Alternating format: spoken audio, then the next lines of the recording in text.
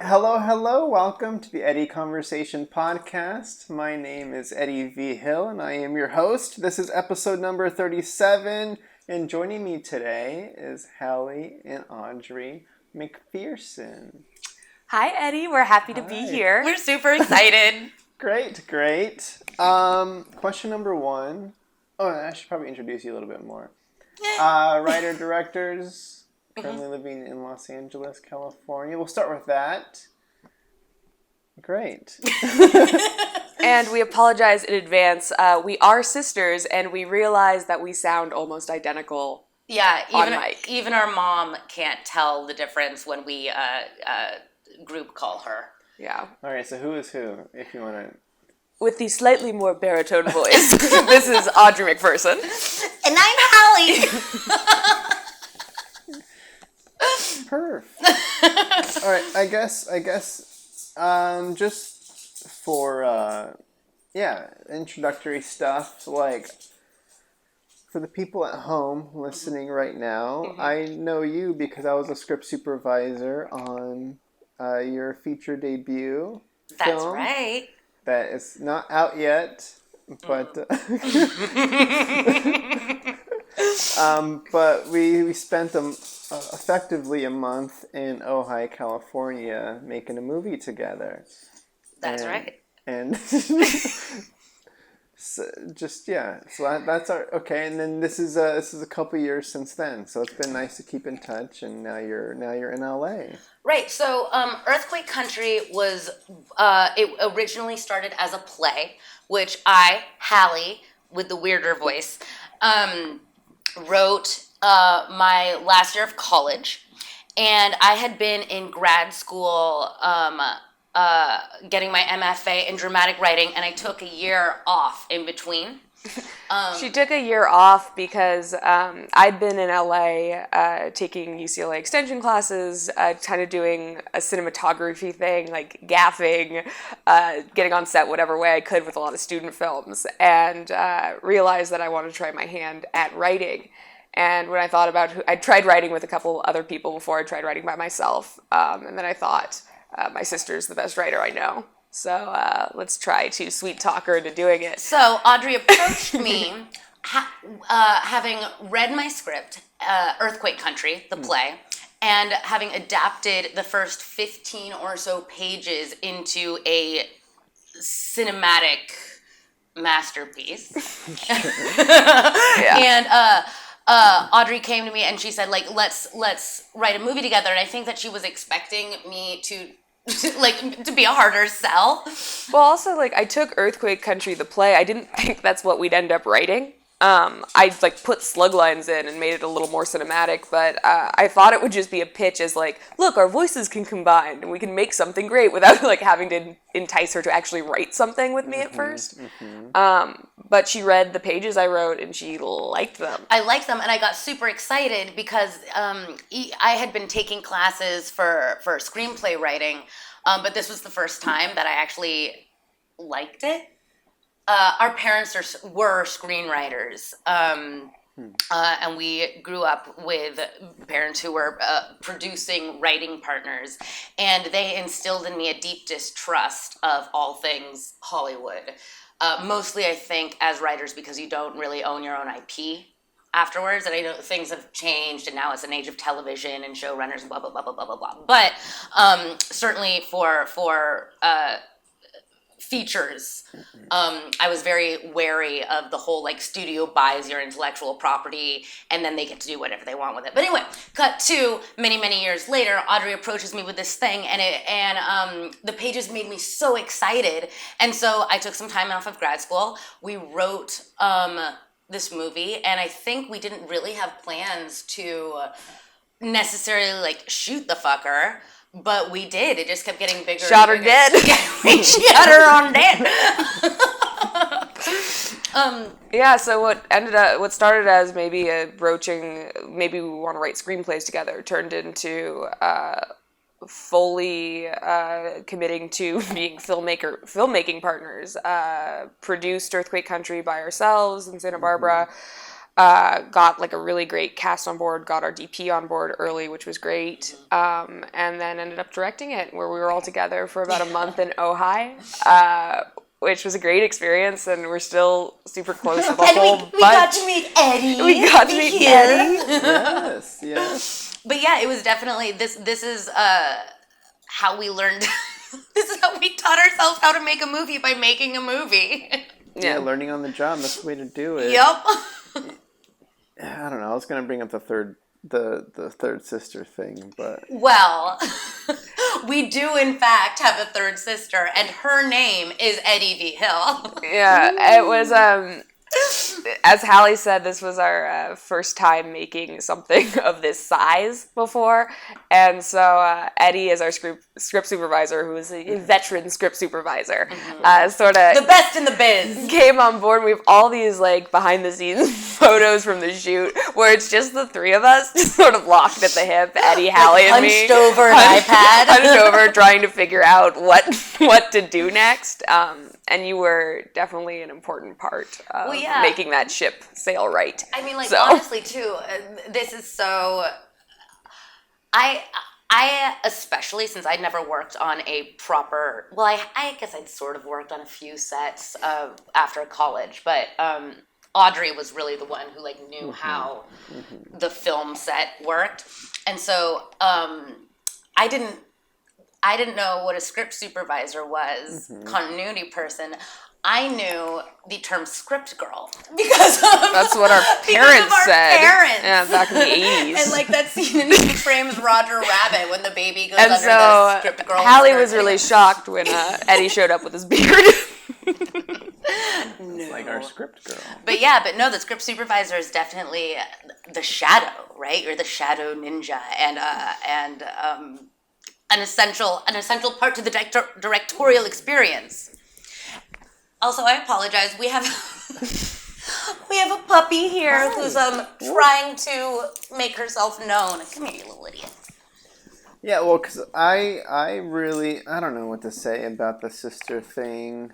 For Besides me, the family resemblance. No, of course, the family resemblance, but I've never had sisters before, and it was very, very lovely for me to be like, oh my gosh, finally! Are you an only child? No, I have a brother. A brother. I have a younger brother. How much younger? 3 years. Oh wow, okay. So you're the older sister, like me. yeah, exactly. Yeah, well, So that was nice for me to be accepted into the family. Yeah, I think my favorite photograph of the three of us is the one where we're doing this see no evil, hear no evil, speak no evil. Yeah, the Instagram pic. Yeah, the essential triptych, so to speak. Yeah. Oh, yes. So I was going to ask. I don't know how much earthquake country we want to talk today, but we're happy to. We're fucking sick of it. We're so fucking. But we are finally submitting to festivals. Our first festival deadline is this coming Friday. We're submitting to Sundance. So that's right. We're submitting, yeah. We are happy to talk about it. Yeah, too. But you know, it's been a long time coming, and we've been breathing, eating, sleeping. Well, it was an interesting process too because we knew even coming out of it, and we'd been in production mode. I mean, went from writing the script, no downtime, to producing to directing, and that was all sort of a mad dash. Sure. But we knew we were taking a year off after we finished the film because Hallie had to finish grad school. And so Audrey moved to Pittsburgh with me. Yeah, so I went to Pittsburgh with Hallie, and like we didn't work on the film. You heard of Pittsburgh? It's a huge filmmaking mecca. Yeah, it was great. It was fantastic. And then we didn't get back into it, so we took a year off and didn't get back into it till after Hallie finished school. Pretty much. So let's rewind a little bit. Okay. I want to go back to. So you approached Hallie to write to partner up on the script. You've never, prior to that, there was no creative collaboration that... Oh God, was there? Like... there was. Okay. One brief collabo. And this was actually my first year of grad school when I was, I forgot about this. Yeah. Okay. So anyway, my first year of grad school, I went to Carnegie Mellon, and they have this really, really, really, really wonderful program through the Alfred P. Sloan Foundation, which is, you always hear it on NPR, like, funded by the Alfred P. But tell what the parameters of that project So anyway, was. it's a screenwriting competition for certain dramatic writing schools, and you have to write a pilot, a feature, a sitcom, something. A screenplay. Yeah, some kind of screenplay. Big surprise, we picked pilot. No, we picked a feature. Was that a feature? No, yeah. Anyway, but we wrote a whole feature. I just don't remember it. This was the first year. This is my first year of grad school. We had to write a screenplay that was scientific in some way, that enhanced the general public's knowledge of some kind of science. Big thing. Surprise, not our typical Wheelhouse. lane. not exactly what we pick. And this was the first screenplay I'd ever written, and I fucking panicked. And I was so upset because, I imagined myself doing something like I don't know, some sort of Greta Gerwig-y, who's a Kajillionaire, Miranda July, Wes Anderson, a Baumbach-y script with a bunch of feelings and fucked up people. But they're like, no, you need to write something with a fucking plot. Wow, that was just a pan of just a whole bunch of my idols. So thank you, Jesus. Just don't have a plot, and you need to have hard science in it, and the science needs to be meticulously researched, and they pair you up with a scientist. So I wrote something about CRISPR, which is God, I can barely even remember. It's gene editing technology, and it's fabulous. But I didn't know. It's what they use CRISPR to splice firefly DNA into plants to make glowing plants. They do it with kittens, and that actually made it into the screenplay. Anyway, so I come home for Thanksgiving.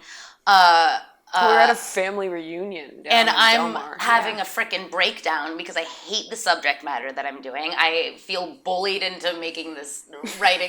Hallie's grad school experience assignments were bullying. It's like, you pay to go to grad school and then resent the assignments. And then the professors really bully you into writing stuff. Anyway, so I was just a nervous wreck, and I was late on all my deadlines, and Audrey's like, well, actually, I've been kind of dipping my toe into the creative process. And so I remember we were on the bus back from Del Mar to Santa Barbara, and we just knocked out a fucking screenplay together. Yeah, it was 3 hours on a bus, and we just wrote a feature. And it was horrible. Oh, it was so bad. But this is a redemption story. We did not win Sloan that year, but then 2 years later, we also cheated by having me write on it. Yeah. And that time, we won. Yeah. So my second year of grad school, because once I got back into grad school and Audrey was living with me in Pittsburgh, I had nothing to do. I would basically come up with the ideas for whatever assignments I do, and then she'd help me. I would write the first drafts because I guess I thought that was a little bit nobler or whatever, and then Audrey would help me polish them, and so that's the Sloan competition that year. We got third place. Yeah. We split a little. Congratulations! Yeah, thank you. Thank you. Yeah, we're shopping that one. That pilot is called Dead Planet, and we're actually very proud of it. It was actually very funny. I thought Hallie was being very secretive with the fact that I was helping write things, or at least second draft. Yeah. So one of her professors, Melissa Martin, a genius, a wonderful woman. Yeah. Hi, Melissa. She wanted to hire me to help out on a project to be part of her crew. She was filming a feature, and then it got shut down because of COVID, so I didn't end up helping her. But I went a couple times to meet her for coffee, and she mentioned, she's like, "Yeah, I've noticed this year that Hallie has a slightly different voice." It's like Hallie Plus, and I was being like, "I don't know what that is," and she's like, "I think it's really nice your voice comes through." Oh, thank you. That's lovely. So this is a whole long way of saying, if we're going to rewind again, I remember where we started. Yes. When Audrey approached me with these pages of Earthquake Country Adapted, she just wanted to write something together. And we spent a couple weeks in my shitty apartment bedroom in Brooklyn putting sticky notes and note cards all over the walls, as writers are wont to do, trying to come up with ideas that would really speak to our voice, what story we wanted to tell. Mm-hmm. And after a week or two of doing that, sorry, my dog is eating soil. I said, Odds, I think that actually the first story we want to tell has already been written, and it's this play that you started adapting, or that you had begun to adapt. And this is the story that we start with. Mm-hmm. Yeah.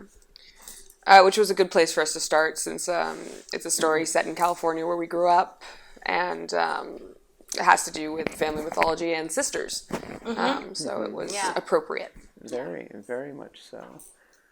No, because I think about, because the interesting thing from my perspective is like, all right, we haven't made anything together before. We haven't really written to that capacity before. And then I'm just watching, like, years later, it's like, all right, you've dove. All of it. We did all of it. I think is what's correct. You just jumped in further in the collaboration of like, all right, we're gonna keep doing this and keep making stuff. So how I guess you mentioned a little bit of the story of Earthquake Country, but how did coming out of that and then going to Pittsburgh and being like, all right, we're gonna continue our sisterly creative director, co-director, co-writer life, like? Well, it's been really Pittsburgh was a sort of a detente period because we weren't writing every day. Mm-hmm. But since then, like Hallie and I write almost every day. We meet at 8. We write to 12. And you live together. And we live together. Yeah, we live together. We are roommates. We are sisters, and we are business partners. Yes, business partners and creative collaborators. And it's always okay. It's always fantastic. It's always just rainbows and butterflies. But no, something like serious is that I feel like this industry has just a very high threshold for breaking into it. And I think that can get people super down because things don't happen as quickly as you want them to, regardless of your talent level, regardless of pretty much anything other than maybe if you know someone who can advocate for you, who's already within the business. And having a partner who, you can meet with every morning, who's there for the ride. It's tremendously empowering, I think. Yeah, and it gives you momentum. Yeah, and hope. Hope, and even like if you're feeling despair or even just don't feel like getting up and writing, there's someone who you've promised that your ass is going to be in the chair writing that morning. So it's someone who can hold you accountable. Yes, great. Accountability partner. Yeah. Yes. Exactly. Yes. Exactly. So in terms of kind of trying to break into the industry, because Audrey and I are still very much like baby writer, director, producers, whatever, who, are not getting paid in any significant way yet, which apparently is just, it's what we got to do. Yeah, it's just part of the process. Yeah, it's part of the process. But not only are we learning who we are just as sort of workers and business partners, and I guess I don't like to use this word, but like as like a brand, as a entity, we're becoming better writers. We really are, and we've our education just by doing it every day has really accelerated anything I could have learned, and certainly did learn by myself. Audrey is the person who made me comfortable with rewrites. I was always that person who was like afraid to kill her darlings, or thought that if I couldn't do better, and now we rewrite on a whim. Yeah. Well, Hallie too has a penchant ability to sort of churn out a really beautiful first draft. So I'm much more comfortable killing my darlings because my first draft darlings aren't darlings. They're little ghouly monsters. But Hallie writes these things where, you know, at first time at bat, her characters have beautiful, even just dialogue. Like, the dialogue's good in first draft, where, like, I'm just writing filler shit. And a lot of that stuff makes it to the final draft in our stuff. So that's sort of remarkable to see, and I don't think that's something that can be taught. I think that's just something that she does. Yeah, I think that the reason, when we were growing up together, we had a very, like, we had writer parents and very literary, and I remember I always wanted to be a writer from the time I was very, very small, but I didn't think I was going to write plays or movies. I thought I was going to be a poet or write prose or I don't know. But it wasn't until college that I realized I got into this playwriting thing on a whim at Columbia, and you had to write a play really fast, like within a couple weeks, and I did, and that's when I realized that, like, writing dialogue, I had an ear for it kind of rhythmically, and I think that it had to do, what I always ascribed it to was just, like, the way that our parents raised us to talk, like, really fast. Like we're auctioning something off. Sort of. And it's like in our like, I don't know. Well, with our family, it was, especially at my mom's house, where, you know, she'd have these dinner parties, and it was sort of for a small child to get a word in edgewise. You had to be either funny or mean, preferably both. Yeah. And that's the only way you could get a table of adults to really shut up and listen to you. And yeah, I think Hallie developed an ear for it. That's why we're such fucking assholes. Yeah, there we go. But no, we definitely, it's really easy for me to hear our family's, like, rhythms in our dialogue that we write. Yeah, so was there, like, what was the specific conversation that was had, like, post-Earthquake Country, where it was, we're deciding to do this, and this is, like, what's the unifying goal that you two are pushing for that was, like, talked about at some point? Yeah, basically, we want to be paid to write. So we very much want to be in this industry. It took a little bit of teeth pulling to get Hallie to LA. I had lived in New York for 12 years. It was my home. It was a whole emotional, coastal thing. I was very scared to come to LA. And also there was the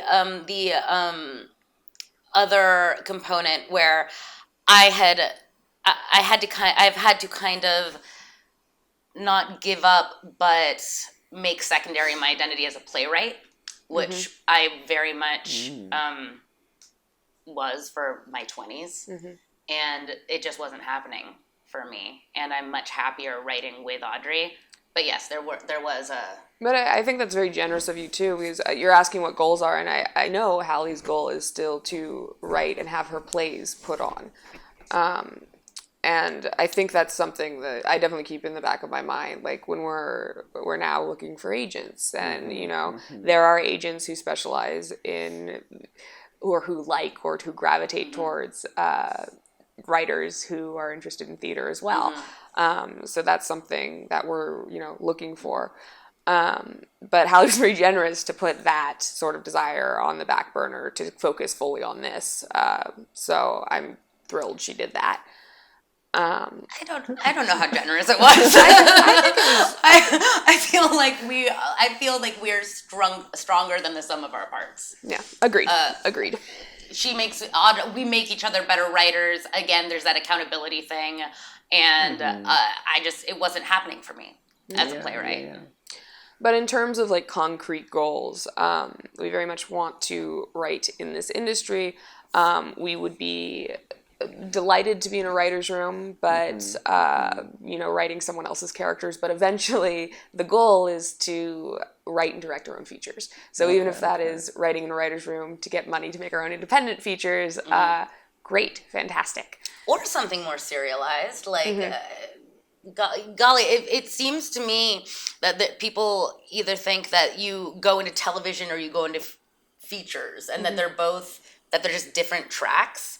I want to do both. I want to do all of it. But like Audrey said, the first thing is we want to be paid to write, which just sounds like it sounds like a made up thing to me. So is it like okay? So you mentioned writing because there's writing and then there's directing. Mm-hmm. Writing and then directing. Oh! You can't see what Eddie just did, but he just put writing under directing. So, wow. So, because, okay, you just described the goal as you want to be paid to write, being in a writer's room to make the money to write and direct. So then, so is the bigger goal to be directing your own writing, or is it just the writing itself is... I think it's both. I think there are two separate goals there. Actually, what's sort of most important to me is like I'd like to write our own characters, and I would be delighted to be in a writer's room, learning from more senior writers about how to craft a show. That would be fantastic. But ultimately, sort of the magic of writing, I think, is making your own characters. You know, populating this world with these people that you just, spring out of your mind. It's amazing that you get to do that and that people pay you to do it. Yeah. And I want to do that. And then sort of the ultimate goal, taking it to the next level, I think would be, crafting this thing and then getting to shoot it. Totally. And getting to direct it. It would be amazing. Directing Earthquake Country was incredibly empowering. Mm-hmm. And it was so much fun to do it with Audrey, I think, and you'll remember this, Eddie, the way that we kind of tackled directing is Audrey is much more competent, or she is competent behind... Full stop. Thank you very much. No, Audrey's much more competent behind a camera.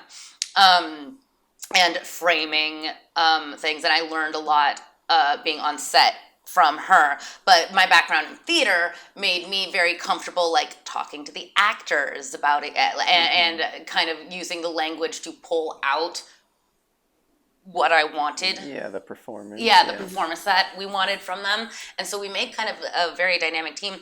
And directing, I didn't think it was going to be fun. I was always so intimidated by directing, and especially coming from a background in theater, which is very different, I now know, from directing a film. I was so intimidated because I don't see how theatrical directors do what they do. I just don't have the mind space, the fountain of ideas that... Well, also, like, the thing about directing of features, you have a whole crew of, like, 20 plus people behind you, and it's this machine, and, I mean, at some points you're just sort of saying go, and hopefully you've done enough work before to, have a set plan for that, and of course, there's moments to get down, like, roll around with the actors, and, like, do changes, and inspiration might strike, but, we had a very, very concrete plan going to. I mean, I spent months with Kelly Urban, our wonderful DP, making a shot list. We knew every shot, and the only things that changed were because of time constraints. Otherwise, the plan sort of went off as anticipated, which was great. Yeah. Well, can you talk about the expectation versus reality on lining up to direct the feature? Because you were saying that you were expecting it not to be fun, or so. Right. What was the? Okay, let me organize my thoughts. Well, first of all, I was just very intimidated because I thought that I was out of my depth.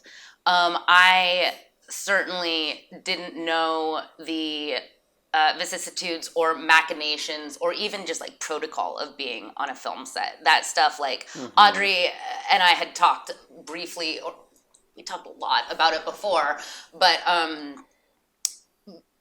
was very intimidated that I was going to look really stupid. But actually, what turned out happening was because I had Audrey to teach me. And because my sort of MO was to be like, hey, this is what I'm bringing to the table, and I want our set to be as collaborative as possible, I became unafraid of asking everyone, from Matt Hankus, who pulled Focus, First AD, AC, no, excuse me. AC. To Alicia, who was our first AD and kept everything running smoothly, to the gaffers, to everything. I would just ask them all questions. And I think that was so... everyone was so generous. And I think it made for a climate on set that was really collaborative, which made it fun. It was a big learning thing. And I think I can come out of like expectations versus reality too. Was like we were producing fully by ourselves. We had one other producer, but she wasn't living with us. She wasn't in the house every day. Yeah, where, and she came on a little later. And she came on later too. And we spent 8-10 hour days every day just like putting this thing together. And I knew directing would be easier, but I was so stressed out during production. I mean, I lost 15 pounds like in the month leading up to it. We called it the marshmallow diet. Yeah, I was so stressed out about like putting this thing together, and it was a big team for first time directors. I mean, it wasn't like 5 people and like a DSLR or something. I mean, it was a skeleton crew, but it was a real crew, Yeah. And everyone came together for a month, and the logistics of that, putting that together as first time producers was actually pretty harrowing. And the actual shoot was way easier because, we had a really good crew and everyone knew what they were doing, and it just sort of, everyone gelled and it moved forward.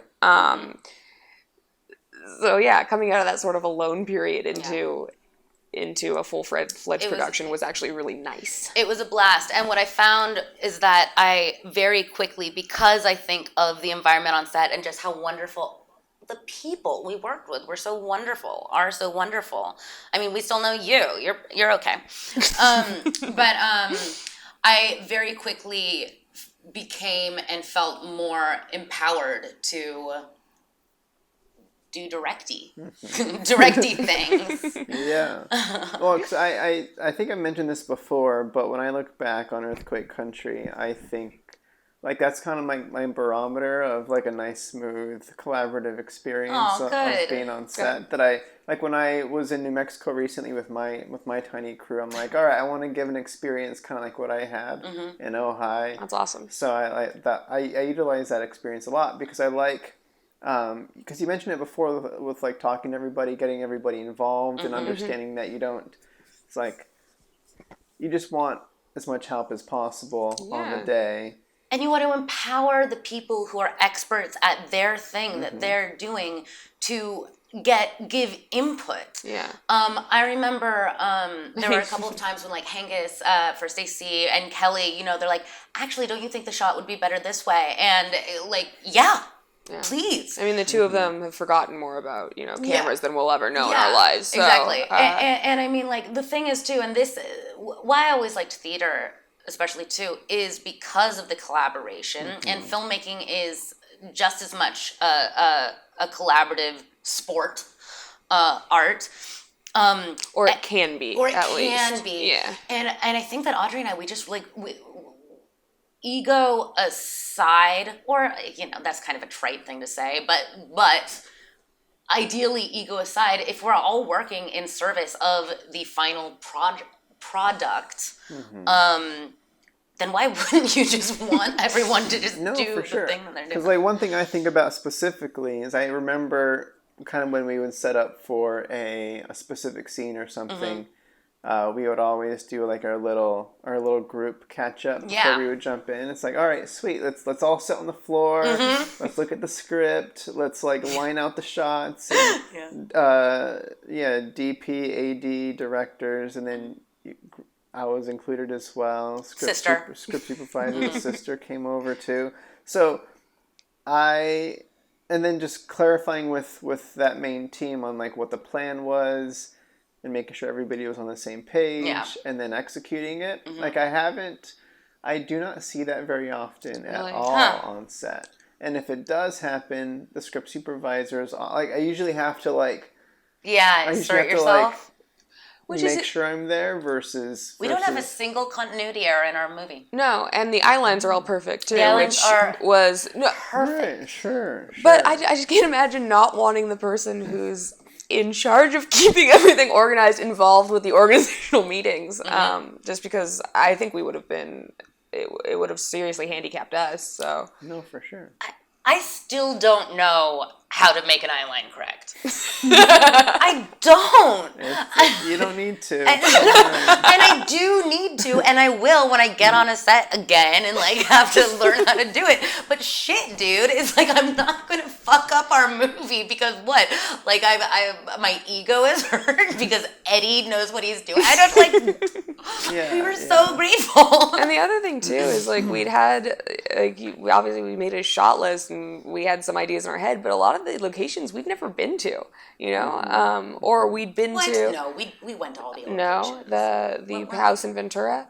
Oh I've never been there. Yeah, that one was pretty scary. Some of the places we were shooting on the street, we'd been to the roads before, but we didn't know exactly where we were shooting, where we were setting up, where we could set up because of traffic. Right. And so, whether those meetings were in part safety and in part like how do we get this thing from our head into reality, I can't imagine not having a meeting where you talk to people about what we're gonna actually do. And I think it was super beneficial because I felt like everyone was on the same page whenever we were shooting. Everyone knew what was going on. One of the things that I kind of didn't expect was, and everyone did gel so well, and there was a real feeling of community, and it felt like people were happy on the set and wanted to be there and work. One of the things that I had trouble negotiating was the few like rough moments that there sometimes were there were a couple of moments when some crew members were not doing their jobs, or some of the actors were upset about something, or someone was just not all the normal kinks or something that happens in any workplace situation. And or when you're spending a month together doing 12-hour days every day. And what was hard, what am I trying to say? I guess what I'm trying to say is that I was very, very conscious of being 29. I was very conscious of being female. I was very conscious of being a first-time director.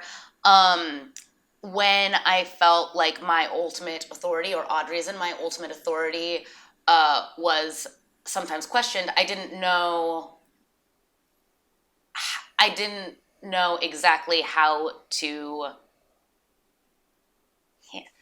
Well, no, it's a weird position, whether female or age, but definitely first-time directors, where, I mean, if you see the director as, leading the project, which I guess in features, that's what's happening, there is a certain degree of feeling like you have to earn the respect of your crew. Yeah. Because they're here to make a movie, and if the person telling them what to do doesn't seem to be leading down the path of the ultimate end goal, making a winning an Oscar, making a solid film. I mean, of course, it makes sense, and so there's definitely imposter syndrome, especially when it's your first time directing. I mean, you are an imposter sort of by default, you know. No, I mean, of course, like I'm familiar with the feeling as well of because especially if you've never done, like, it's just there's the question to this thyself as well of can I even do this at all, and I'm here, are my decisions right, and am I capable, can I do this, maybe I can't, like there's those there can be a little self-doubt can come in, especially if stuff trips up with somebody's not liking the direction of the scene that you spent so much time on, and it's like, or last minute change freaks someone out, which of course. Sure. Yeah. I guess what the big balance of what was so stimulating being on set was finding the line of, like I said, like collaboration, make everyone feel like they have their voices heard, or I mean, like, not that they just feel that way, having everyone's voices heard, and then also being the person who's like, actually though, the buck stops here, and if I say I'm going to cut this line, cut the fucking line. Because, and actually, let's not have a 15-minute conversation about it, And so it's just that line is what I'm saying. Okay. And I sometimes, it was just hard. It was hard to negotiate because of all of those things we just mentioned, like imposter syndrome and Yeah. Something else that I found challenging was, obviously Hallie and I had spent so much time with the film and the project, imagining it, working at every shot, blah, blah, blah. But just by nature of it being an independent film, the actors do a ton of work by themselves that we're just not there for. Mm-hmm. I mean, we only had 2 days of table reads before. And so, thank God our actors were wonderful and came with fully fledged characters. Oh my God, so great. But working through sort of the dissonance of what you imagined, what the actor's bringing, do you change it? What do you do in a scene where 2 actors might be coming to the role from sort of different worlds? How much instruction can someone really take when a whole crew is watching them? And this is the first time they've done it because you didn't have the time to really sit down with the actors, or were able to pay the actors to sit down and really talk through characters with them. Is an interesting problem and when you were talking about theater, just so different where, they really work through that together. And in independent filmmaking, I mean, at least for us, that wasn't really an option. One of the things that was interesting, this I'll always remember, is when I wanted all of the actors to do basically Italian reads before they got the scenes, just so that their dialogue was down lickety split, that you know what I mean? Okay, sorry, your face. But no. So I wanted them to know the lines backwards and forwards, and so I was really pushing. In some instances where I felt they may be a little bit wobbly on their lines, to just no emotion, no inflection, just practice right before, up until we were shooting. And one of the actors gave me some pushback one time, and I think he was upset because he said, if we do this, everything's gonna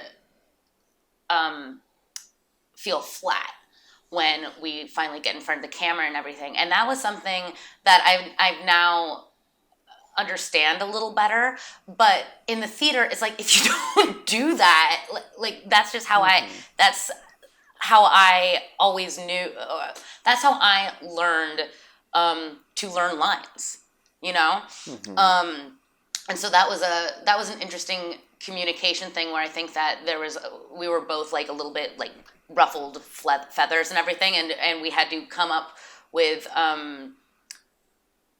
a way of presenting it as a team sports situation, right? I remember saying, like, the way that you're going to support your the other actors in this scene, in this room, is to help them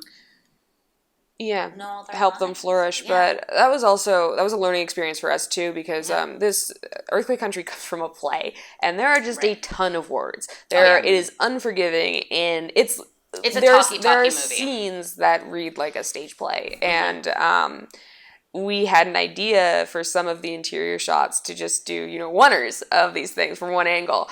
And thinking back to that, I mean, having an actor sort of do rapid fire dialogue for 10 minutes.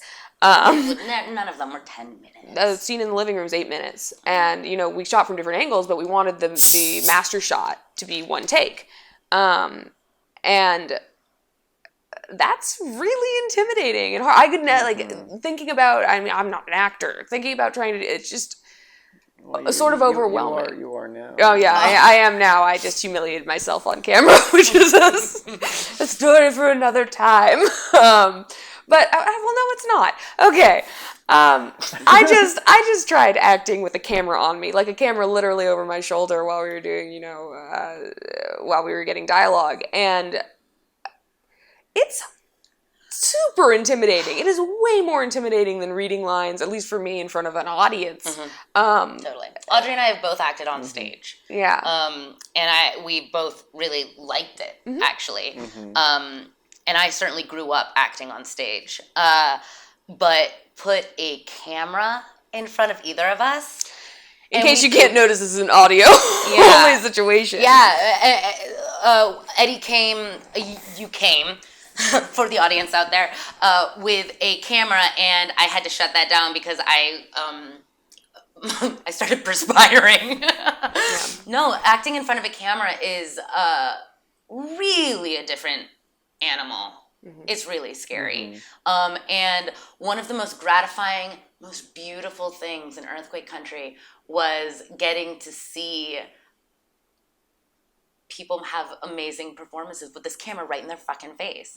It's a talent that I don't possess, don't want to pursue, and don't understand. Just don't understand. But thank God it exists, you know. I remember on the set finally understanding the term, the cliche, the camera loves you.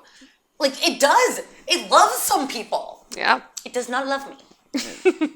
Well, it's a two-way street on the camera, though. Like, I think it takes loving the camera back. It's very helpful. That's very true. Audrey and I are producing a web series right now with some very talented people in New York, including Alicia Herder, our first AD on Earthquake Country. And we just launched an Indiegogo campaign to raise money to produce the series, and we had to do a little campaign plea, and a little begging moment, if you will. We recorded ourselves. It's on the Indiegogo campaign, and I freaked out on camera. It's like when I look at myself on camera asking people for money, like I'm doing something weird with my chin, and I sound stilted and strange, and it's like, what was I doing with my hands? Like, it's just when a camera is on me, all of a sudden I forget how to act like a human. The strange thing was too is like for this project, it's a web series called Ghost Town. Is we wrote the thing over Zoom. And so because we were quarantined. Because we were quarantined as COVID. And so we met on Zoom every day to write. And like what we recorded was just a Zoom conversation. And so all Hallie had to do was think like, we're not recording this and it's just what we do every time. But like Anyway, I was also very uncomfortable. It's a very strange psychological phenomenon. It just takes practice.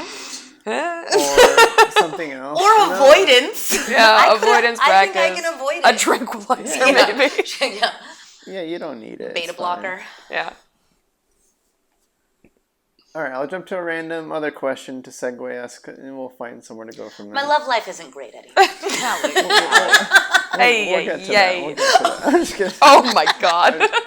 So it was just a curiosity that I had on the setup of my questions here. Being that you're a collaborative writing directing duo, how does it work with whose name comes first?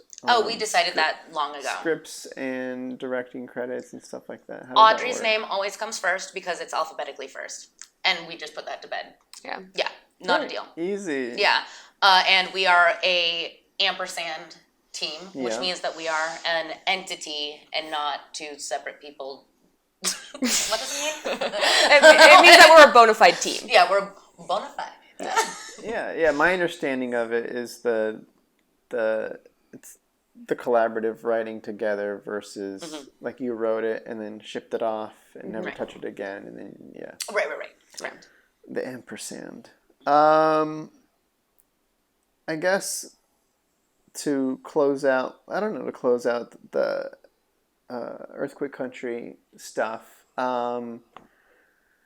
post-production thoughts, working through that, because like you mentioned, you took the year off in Pittsburgh, but also still dabbling in and sneaking time in the edit anyway. Getting that all done where it is now. You've mentioned film festival submissions.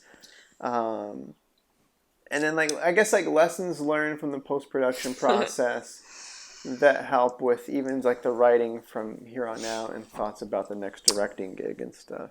Yeah. I mean, I think every stage of this film we learned a lot, both things that we want to cultivate and things we want to never do again. With post, we have a really, really wonderful editor, Jake Moore, who was fairly indulgent with what we were doing. we put together a rough cut, and then we did I think pretty classic first-time director thing, which is we panicked. Because oh my God. I forgot about this. Yeah. And this was a small detour. It only took 3 days or whatever, but it, like, sort of a monumental detour in work and how we were thinking. Our psyche. In our definitely in our psyche. Classically, a first cut is very not good. Oh no, but we did something crazier than that. Go. We tried to we were worried. We panicked. We were worried that the straightforward timeline was not the way that we should be telling the story. Because the thing about Earthquake Country 2 is that there is a plot, but we were worried that the action wasn't enough. And a lot of the story is told in flashbacks and memories. And we were worried that it wouldn't be dynamic enough unless we started mixing around the timeline. And so we made a totally different structure in 3 days. We tried to Frankenstein the movie into a different structure where actually it was told through the point of view of each character. So it would, like, there was a Rhyme storyline, and then a Larry storyline, and then a Ruth storyline, and you learned something a little bit more from the point of view of each character as the movie progressed. The idea being that in Earthquake Country, it's a family where reality isn't objective, it's very subjective. Each character has their own reality, they live in their own world under one roof.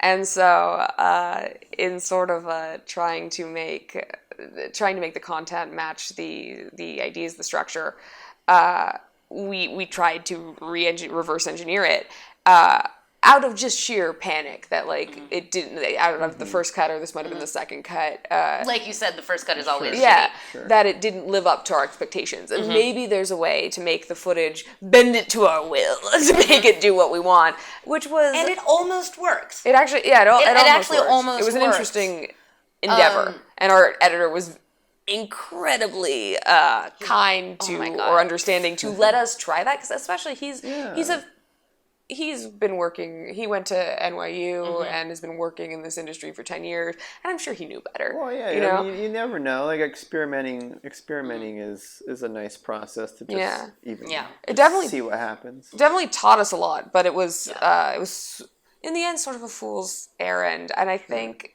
what we learned in the end is that, like, the most important thing going into a project, and I think maybe some directors don't think this, but we're writer-directors, is, like, the script has to be completely solid. It needs like, to be airtight. Airtight. And Earthquake Country was our first collaboration together. We're proud of what we made. We think it is sweet and funny and quirky. But it's a weird movie. But the script wasn't airtight, and we can do better, you know? And the next thing we direct, we will not be able to find a single problem with our own script before we direct it. Maybe other people will, but we won't. Sure. And so that was just like a total learning experience, I think. Yeah. I was just going to say, it's like you don't build a house on a swamp. Or no, you don't build a house from plans that the architect's looking at and being like, this might work. You want that shit locked down. Yeah. Well, because I don't know if I mentioned this with you two, but, like, when I directed my first feature, I know there were specific moments in my script where I'm like, well, I'm the writer-director. I can come to set and, like, smooth that out, smooth it over, and I'm probably going to edit this anyway, so I know I have another pass after that. Right. So I know, like, I'm at each phase of it, so I'm like, well, I'll figure it out along the way, but then the problem never went away through the whole thing. That's exactly it. You're speaking our language. And I'm like, I knew this was a problem.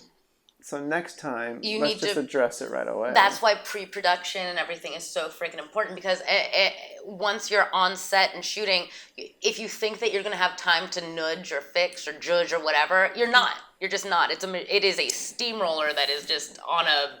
And then there's the classic fix it and post thing, which is just... We said that a lot. Is not a thing. Yeah. It's not a thing. Don't try to do it. Just write the script better. which is super easy to do. That was the big thing. And I mean, like, it's at that point too, Audrey and I were just starting to collaborate. We just didn't know what we didn't know. We didn't know the extent of what we didn't know, and now we do, because we've done it. We have 2 more years of writing other stuff that's tighter under our belt. Yeah. And so I think that's the goal too. It's interesting in a partnership moving forward. I anticipate that our work is just going to keep getting better, and that's exciting. I look forward to when I look back at what we're writing now, and I'm like, that's total shit. Yes. I'm trying to figure out on whether or not to continue with film topic or mixing it up with a different. Let's mix it up. I want to mix it up. All right. All right. I have this in my random topics. What are your thoughts on these billionaires going to space? Oh my god. No. Well, I liked that Jeff Bezos thanked me and the other Amazon customers for sending him to space, because he did that? You didn't see the speech when he was in his cowboy hat? He was in a cowboy hat. What a penis. What a penis of a man. And he went to space in a penis-like ship, so that was really on brand. There was a whole interview, like a couple, really quickly after he launched, he and his team were being interviewed, and he said, I want to thank every Amazon employee and every Amazon customer because you guys paid for this. You guys paid for my trip to space. He didn't literally, it's not like the actual quote of what he said. Yeah, right? I mean, we can look it up. That was pretty close to what it is. No, that was it. Thank you. You paid for my trip into space. Yeah. Okay. Which made me feel less like, oh, you're welcome, and more personally indicted. Oh, of course. Yeah, because at least I always Amazon. Yeah, we use Amazon, and I always feel this little thing in the back of my head whenever I do 2-day shipping or whatever, which is like, what are you supporting? You just put that penis into space. You put the penis and the penis into space. And the other thing too is like Jeff Bezos, I don't know, it was that NPR it was what was it we were listening to? It was Terry Gross, but like he has this whole philosophy about what we need to do as human beings to preserve humanity, which is turning the Earth into a big park. We all get off of it. We all live in space stations. I didn't hear this. This is what his I think his college professor. This was his philosophy that Jeff Bezos adopted. And that, we're going to all live in space in these artificial situations. And the only way to preserve the Earth is not by working to live in harmony with it, but by getting us the fuck off the planet so that we don't destroy it. Which is just horribly, first of all, very sci-fi and a little woo-woo, but also horribly depressing if you really think about it, which is, we're creatures of the planet, and that we have to leave our home in order to not destroy it. As opposed to, I don't know, work in symbiosis? Yeah, as opposed to not, I don't know, fuck it up. We're not huge Jeff Bezos. Yeah, not big fans. But if he wants to finance a film, no, I'm kidding. Mr. Bezos, if you're listening. No, but it's interesting because actually, weirdly, Audrey and I are very interested in sci-fi concepts. It wasn't something that it came sort of out of left field, and we I knew I was always into the sci-fi concepts. I was surprised you wanted to do it. When I was in grad school, I started writing a lot of sci-fi, but we've written a couple scripts now that are very kind of dystopian or alien oriented, and we have so much fun with it. We I've never written sci-fi, so how do you even get started with something like that? So the project that we're very proud of, and this is one that we're trying to shop around a little bit. It's a pilot called Dead Planet, and it's about a disgraced astrophysicist, a woman named Teddy, whose mother dies, and she loses her job teaching at Caltech. Because she kind of loses her mind. And she thinks that aliens exist, but she cannot get the funding to do her research. And so she gets offered a job as a science supervisor on a hit sci-fi TV show. So it's one of those kind of meta show within a shows. And it turns out that aliens do exist. And guess where they're living? Hollywood. And guess what they're doing? Right. Making movies. So it's just a total fun romp that plays on a bunch of. It's a workplace comedy. Yeah. That has. This was our Sloan. This is the thing that placed in the Sloan Alfred P. Sloan competition, and so it's very much rooted in hard science. We've got like some pretty. Talky scenes about black holes. But that's what everyone wants. Every viewer wants to watch some talky scenes about black holes. But it is definitely a very lighthearted and goofy and kind of Bojacky depression-filled nightmare that we have a lot of fun writing. Yeah, exactly. Yeah. And then the next thing we're working on, which we submitted to the Sundance Lab, which we're waiting to hear back from, so we'll see how that goes. Is a dystopian feature. Yeah, that's way not quite as funny. It still has comedic elements, but it's definitely a drama. And about a post-apocalyptic world where, humans have sort of gutted the planet. And it's... the premise is that we have... polluted the planet so much that now people who are born on Earth cannot live past 35. Oh no, past 30. Past 30. Excuse me. Yeah. And so everyone dies in between their 29th and 30th birthday. And so exploring both, what is it like children raising children, but also what's it like when everyone over 30 dies, but also culture has died because, all the stories have died. You reset the clock so fast. And so we're talking about how stories are passed down. Yeah, in a world like that. Which is fun. Or interesting, at least.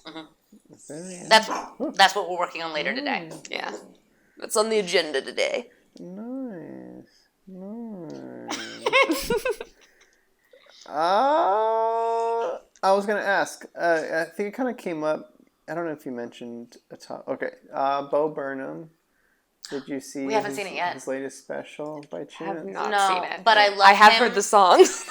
You've watched the clips? Yeah. I was working at the Best Buy Theater in Times Square when he was just sort of coming on the map, and he was very young. He was a beanpole 14-year-old or something, but not possible. He's a little older than we are. Yeah, I know. So, unless you were 13 serving drinks. 22, so he was 24. He was probably the same age or a little bit older. But I was cocktailing at this big theater that was totally sold out, and he was so funny and so charming, and I had such a crush on him. And I wasn't supposed to work the next night, but I loved his show so much that I covered somebody else's shift so that I could see him again. And I remember the thing that really won my heart over is because, he was very cute in an emo sort of way, I guess. I had him. And there were all of these fangirls near the stage, and one of them goes, "Bo Burnham, I love you." And he goes, "You don't love me, you just love the idea of me." And I'm just no, but I really do love you. Yeah. No, but it's real. Yeah. So you're a Bo Burnham fan. Oh yeah. Then. And I loved him in Promising Young Woman. I think he's a very I haven't seen that one yet. It's amazing. I've heard mixed things about it. Oh, I love it. It's a lot of movies in one. Yeah, which is fantastic. Yeah, it was cool. She's a But super. He acts in that movie. Yeah, he plays the love interest. Okay. Yeah, because you haven't seen the special, so I can't. No, I really, haven't. I Sorry. Can't really talk about. We keep meaning to. No spoilers. Okay, no spoilers. Can you say that about something that's been out for months and months and months? I guess I feel like not. there's a cutoff point. Yeah. Well, he has. I don't know. Because he, of course, took his 5-year hiatus from acting on stage because of his mental health and panic attacks and stuff. So this is his return with this special. Kind of sent me back down the old rabbit hole of all his topics and talking about social media and how you interact with audiences and all that kind of stuff. So I always wonder, I know you two have a different view or a different approach to social media than I. How do our approach to social media is sort of no approach. No approach. Yeah. To social media. let's see. We are reluctant social meteors. Meteors. We are meteorically opposed. Okay, no. Golly, yeah, no, it really is a no approach. And I don't know if it's... Because it's the tricky thing with being in the industry, being in this industry, quote unquote, and like the challenge of like getting oneself out there, getting who I'm like, just putting yourself in front of people. Like normally, like the way I look at it is like it's a tool to... And you're really fluent in it, though. To put thyself out and connect and do that stuff. But like it is a tricky thing and it is weird and it makes me really kind of nervous. Not in a like I'm revealing too much. It just my relationship to it. When Facebook first came out, when Instagram first came out, when MySpace, I did all of that. I'm a millennial, and it was fun, and I got the endorphin rush, and I still post on Instagram, but personal stuff. I don't know how to integrate social media into my life in general, but work life especially, that feels right. Yeah. I don't know how to do it. And eventually, if we ever, I'll have to hire someone. I will have to hire someone if we ever. I think we need to do that, though. Yeah, I don't know. Because, like, my kind of idea about it is, I don't think either one of us like doing it. No, we don't. And if we don't like doing it, then fuck it. We are, like, honestly, because, like, we work every day. We do our writing. We have a website. We have a website so people can find us. But, you know, we are trying to cultivate, you know, real world friendships, and we have friendships with people who make films. We have people we collaborate with. Great. But beyond that, you know, we're hoping that our work speaks for itself. And I mean, no one on Instagram is going to read our script because of whatever fucking post we make. That's not going to entice someone to read a script. And even if they did want to read a script, like, unless they're an agent, a filmmaker, like, what use is it? I know people do have success with the blacklist, with things like that sometimes, but I think those are also a sort of treacherous way for most people to go. I think they're money pits. The thing we need is an agent and or a manager, and until we have someone who's, you know, willing to read our work, who's in a position to make something happen, I don't think social media is really going to behoove us. I think there is some element of, if you're looking for people to connect to make smaller projects, independent films, that definitely could be useful, especially if they're looking at short films you made or something and being like, whoa, that woman, that guy has an eye, I'd love to collaborate with them. Great.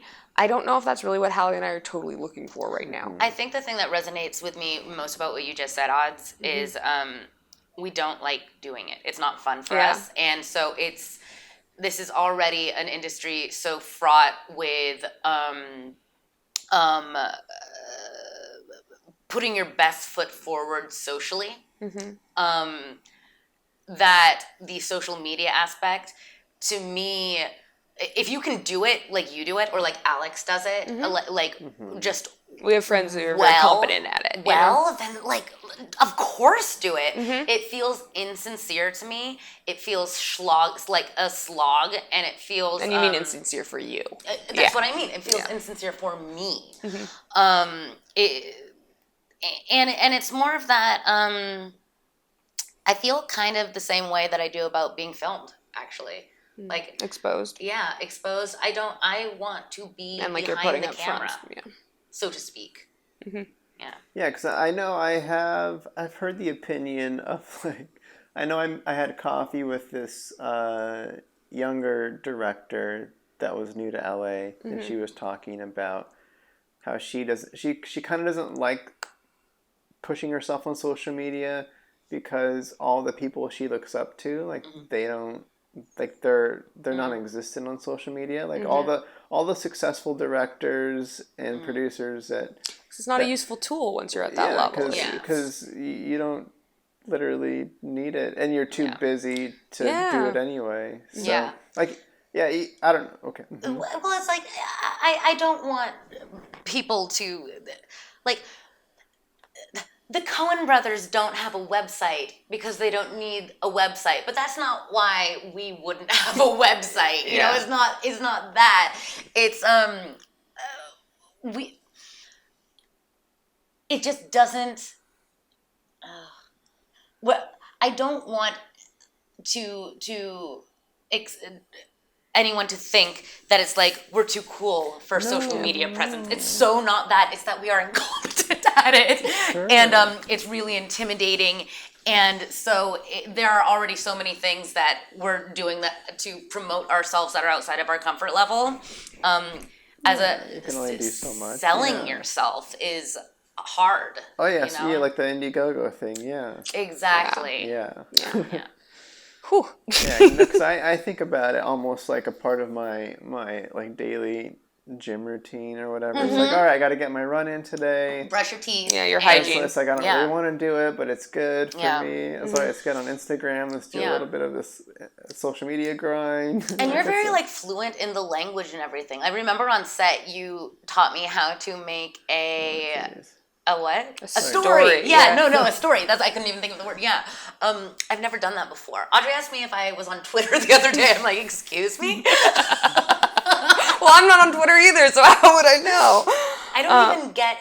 But it is interesting, like, there are, like, different roles in this industry where obviously having a social media is critical now. Like, actors, I mean, casting agents check your social media follower accounts before you go in. And so, like, I understand it maybe being a necessary evil if you don't like it, if you're in that capacity. Or if you like it, great. But I don't feel like it's necessary for us, and since we don't like it, why do it? Yeah. You know? Yeah. So, all right, I don't have a segue for this. But fix it in post. But all right, so back to Los Angeles.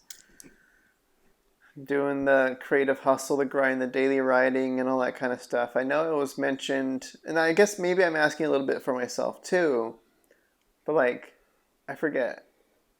So entering the LA dating scene. Oh, we're not. You're not. I thought you were trying. I went on Tinder. I went on one date, and then you're immediately recoiled. Like, and it was fine. It was totally fine. He was super nice. We like went and saw a movie and had coffee, and it was totally fine. And he was an industry guy too, right? Yeah, and he's like, a writer and very smart. Yeah. And it's just something that I'm like. I thought maybe it would be something that would ground me more in LA, and that I would be. And this was one date, but I would be, because I've had boyfriends for most of my adult life. And I'm just not interested in it right now, I guess. I've just focused on what I'm writing. You had like a moment of maybe like this could be nice, and then you got that out of your system. You're like, yeah, no, I'm good. And so maybe on like another year I'll go on another date. But no, like really, we've been sequestered because of COVID, and I thought maybe I wasn't dating because of that, which is reasonable.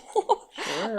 Or what the CDC recommends, and then I got here, and the CDC has been really regulating my dating life.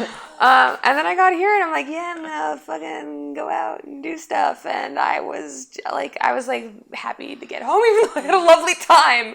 And then just texting is just so. You're not a good texter. I'm so bad. I don't ever have my neither of us are good. I never have my phone on me, so I don't I'm good at responding to emails. Okay, noted. No, neither of us are good texters. Oh well, yeah. Full stop. Sure.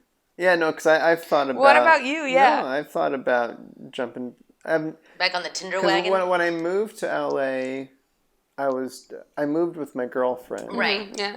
And then we broke up not, within that first year. And then since then I haven't tried whatsoever. Mm-hmm. Yeah. So I'm like, well, but is it they're like, are you pulling, Eddie, you made double date? do you feel like do you want to? Do you want to be in a relationship or like some people like dating can be fun if you're like into the I don't think I've ever really dated. Because I've just had boyfriends. I was and like Tinderella in New York. I've never really used Tinder. Oh, I had so much fun. But all of that, like, the whole, what used to be, like, an exciting, dynamic, like, meeting people, and it used to be kind of energizing to me, does not feel that way anymore. It feels not exciting. It feels not. It feels not. It feels not exciting. Yeah, I mean, like, for me, I had kind of a similar boat, like to what you're saying is the breakup was like, all right, spin positively, and it's like, well, this is perfect because I'm new to LA, and I'm hustling for this, and I want to focus on this anyway, and whatever. So it's more of like, yeah. I don't know what it was. I went through a really bad breakup a couple years ago, right before COVID, and it was a serious boyfriend, and we had a tumultuous. We were just not right for each other.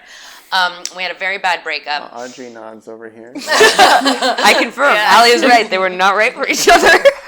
That's putting it mildly. Yeah, it is.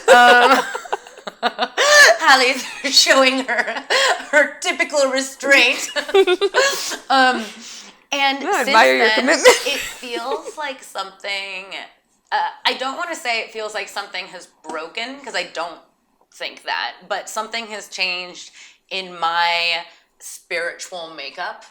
And for the last few years, I have just not. Dating has not been a priority, and thank God, because I always had a boyfriend, or I was always dating, or I always wanted to be desirable or whatever. And I've gotten a lot more shit done now that I'm not like boy crazy. But you didn't like shut yourself out. You were dating in New York and like casually, not like yes.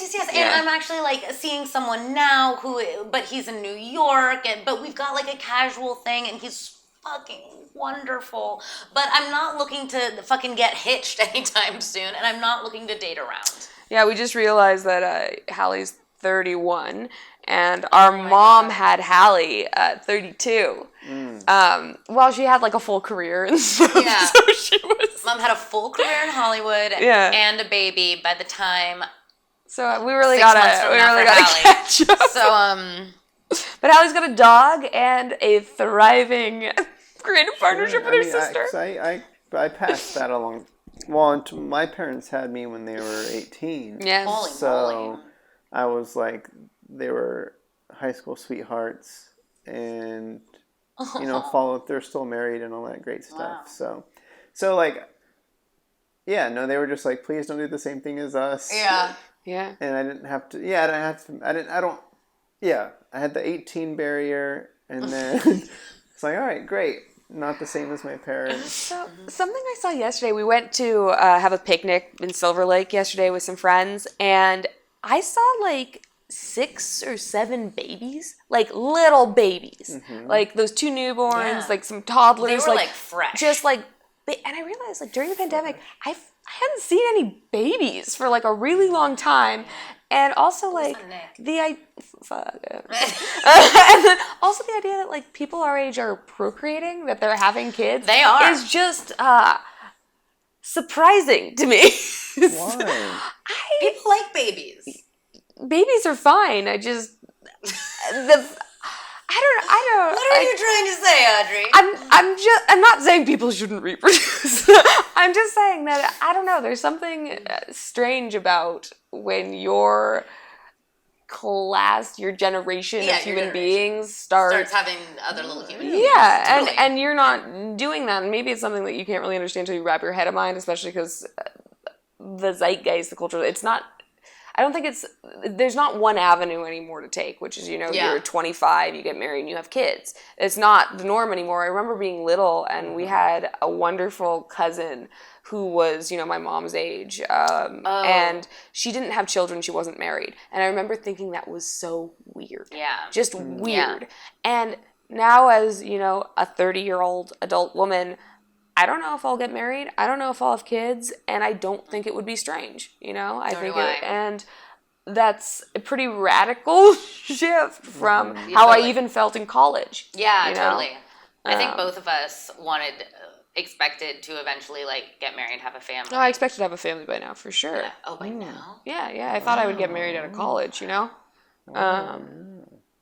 And not only do I not expect that, I don't want that now. There are other things I'm focused on, so. Shit.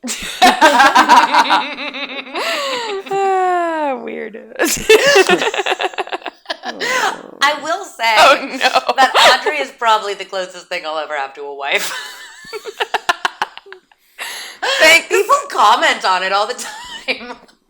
Really? I like roommates and business partners, and it's just practical for now. Yeah, I mean, we have to meet every day at 8 a.m. Eventually, we can afford it. We'll have separate houses nearby.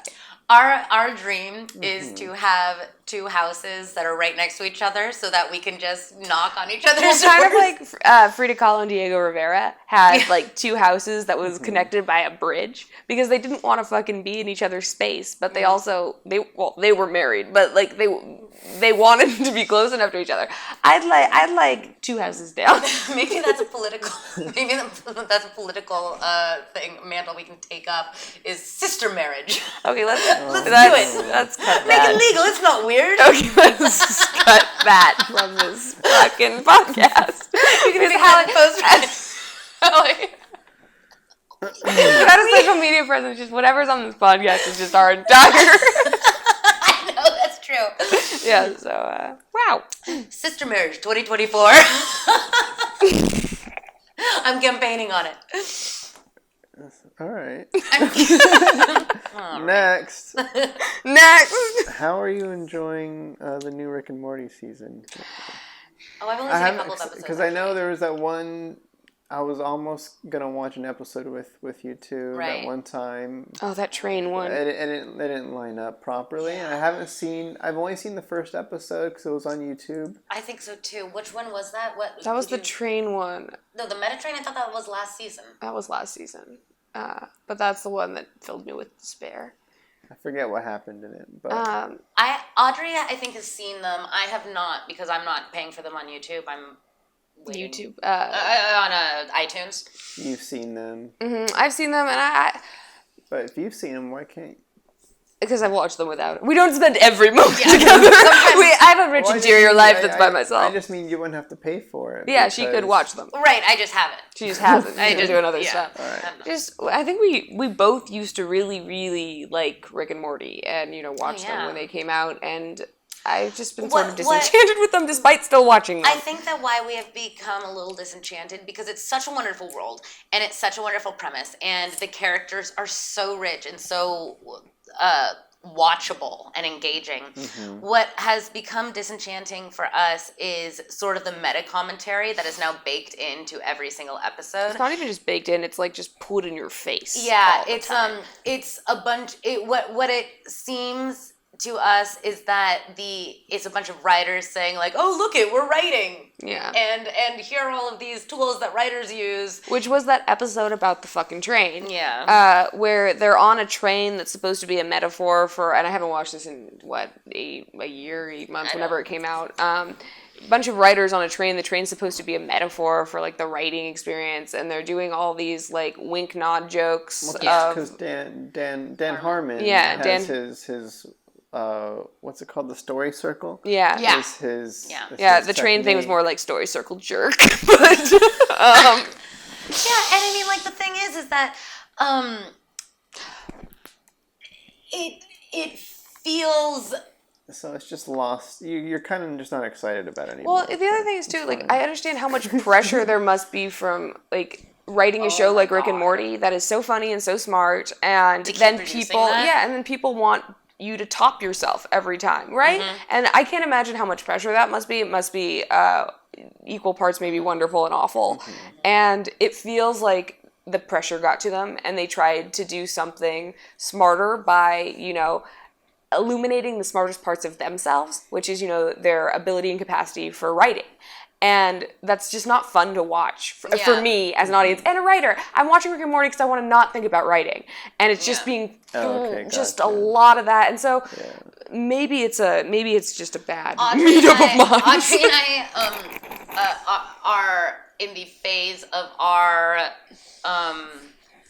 kind of our development as writers, where we're doing the thing where we're trying to mask all the structure. We're trying to make structure not look like structure. We're trying to make it look seamless. Disappear.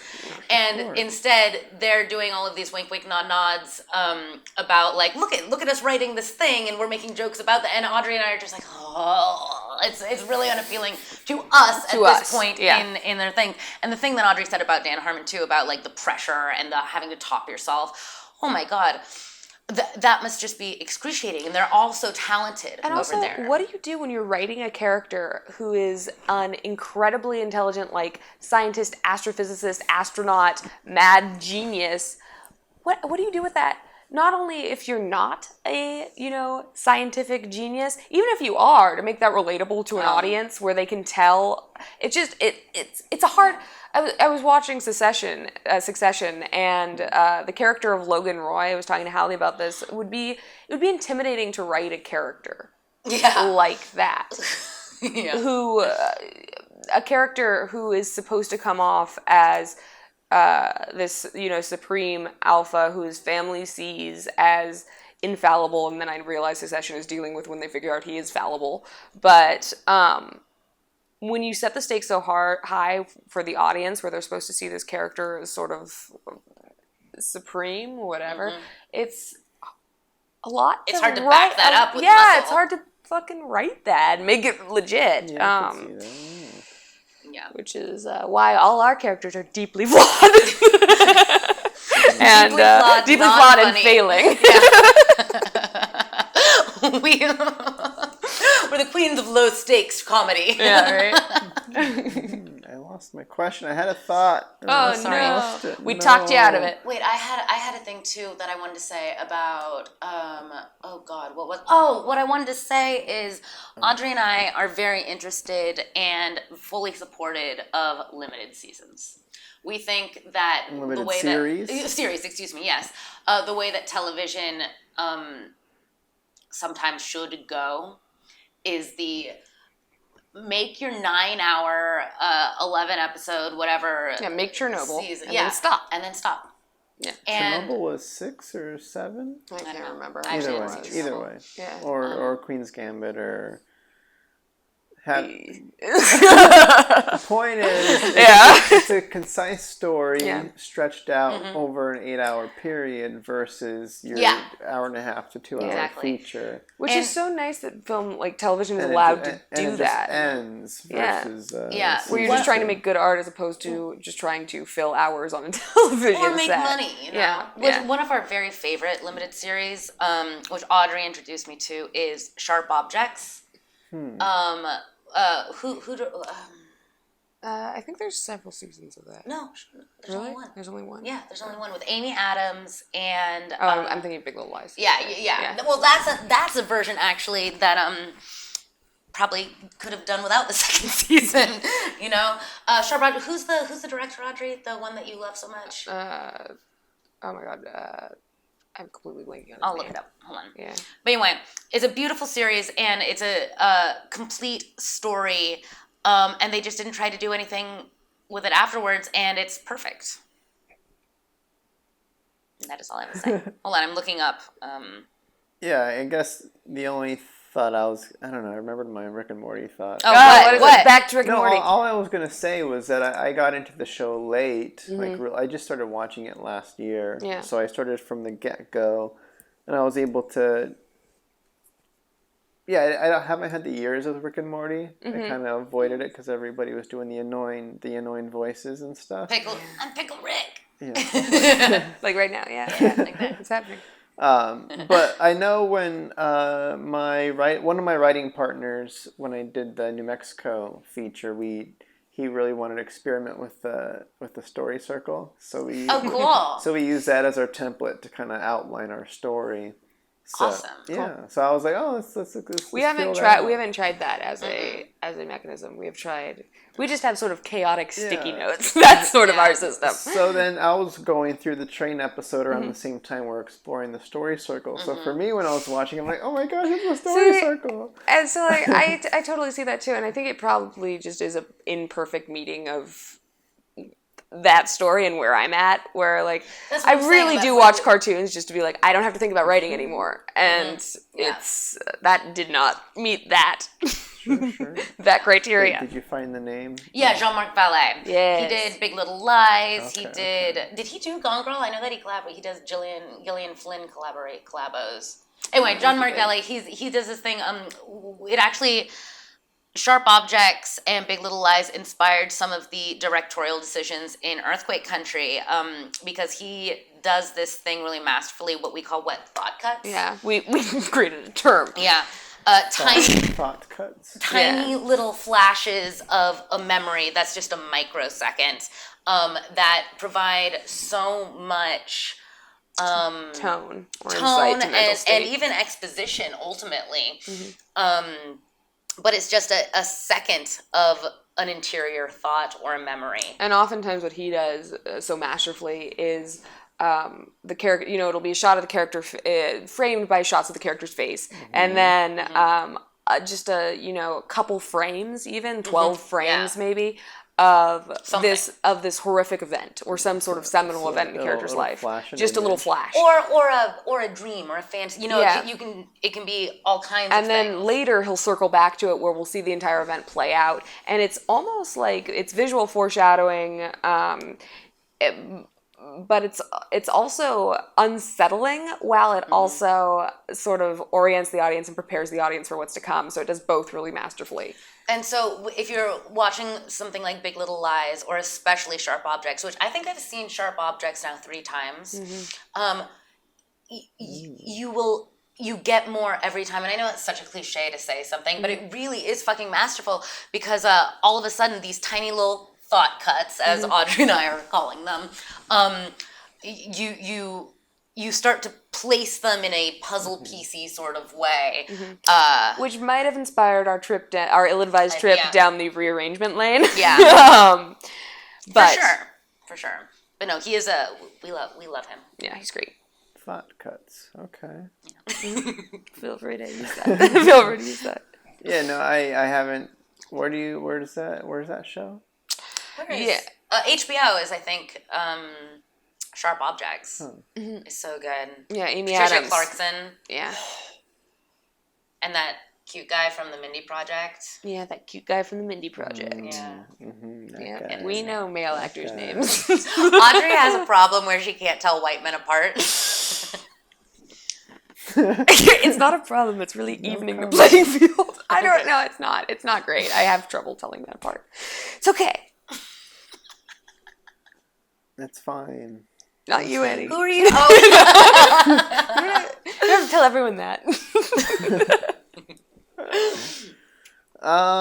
Let's see. Was there anything that you two that's popped up that you two want to talk about that I haven't mentioned, or?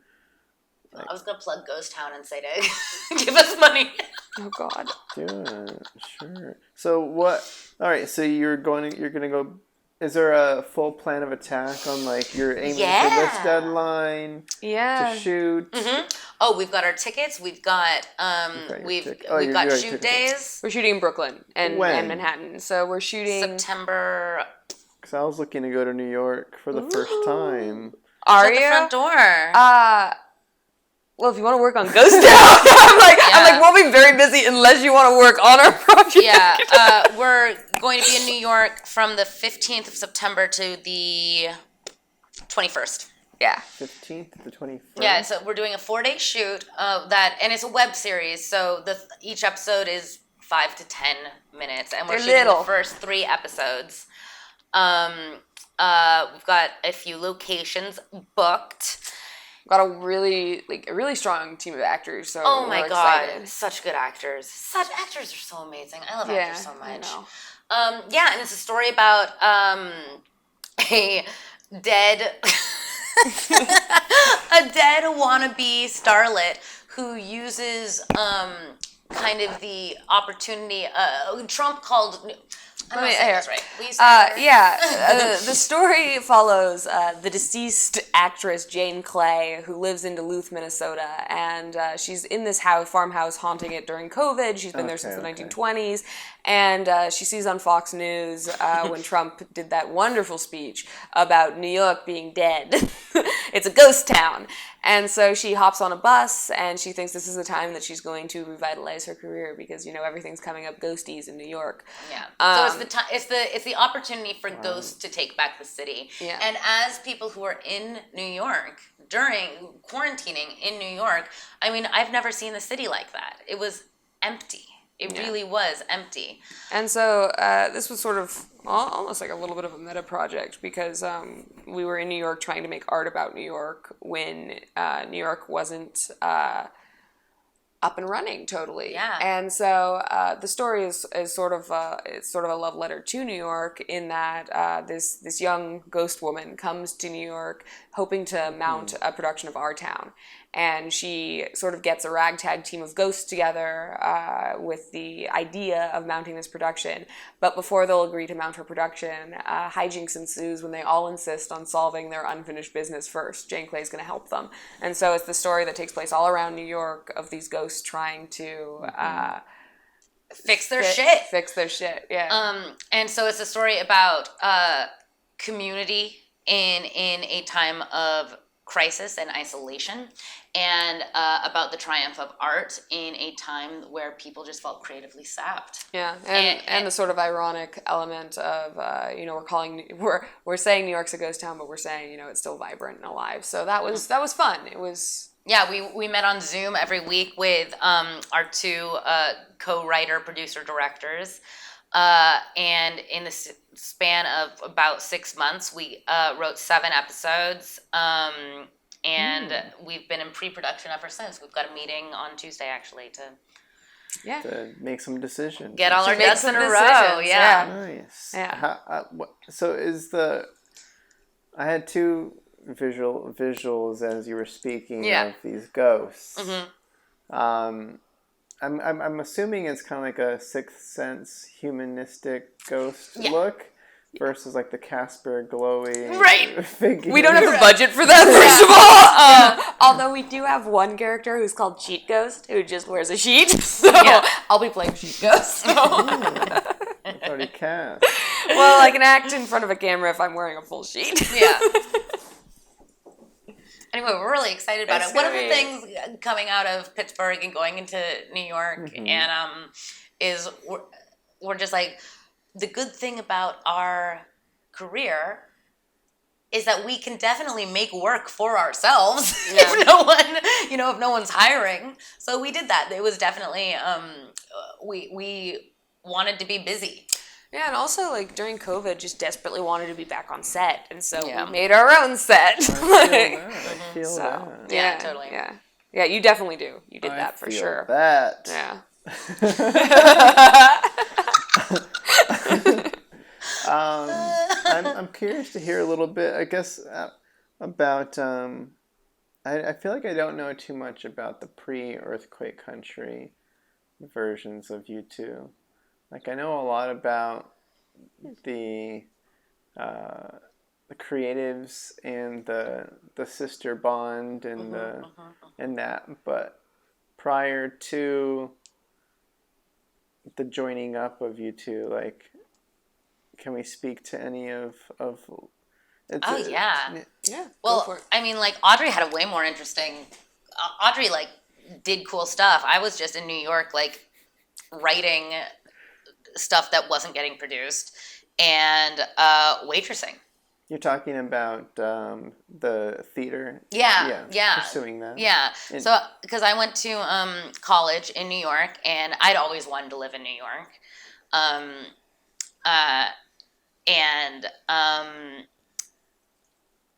After I graduated, I, had a series of cocktailing and bartending and waitressing jobs.